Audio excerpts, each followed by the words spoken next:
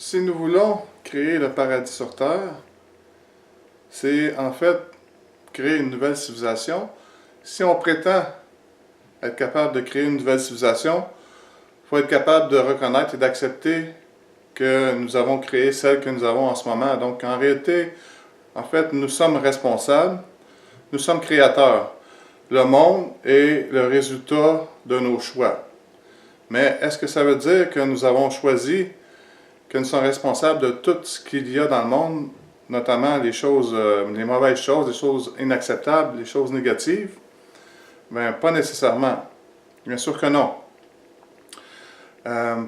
Pour expliquer comment on peut être responsable, même si ce n'est pas nous, dans le fond, qui les avons faites, le meilleur exemple que je puisse donner, c'est l'histoire du bon samaritain dans la Bible. Donc, le bon samaritain, c'est pas lui qui est responsable, qui a battu l'homme qu'il trouve à moitié mort dans le fossé et qu'il va choisir d'aider. Mais s'il ne l'avait pas aidé alors qu'il pouvait le faire, il aurait été trouvé responsable de sa mort. Donc, en le fond, il est responsable par omission. De la même façon, si nous sommes responsables, on pourrait dire que nous sommes responsables de l'état de notre civilisation dans la mesure où nous pouvons faire des choix différents qui feraient qu'on aurait une civilisation où ces choses-là ne sont pas. Donc, c'est ce qu'on fait.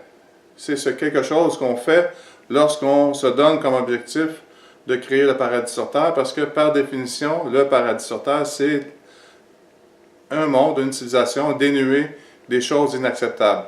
C'est aussi tout ce qu'on veut, mais ça peut être, ça reste à définir. Mais le plus important, le plus urgent, c'est qu'on se libère de ça. Et donc, c'est ce qu'on fait en se fixant comme objectif de créer le paradis sur Terre. Donc, c'est prendre nos responsabilités et, comme le bon samaritain, faire ce qu'on peut.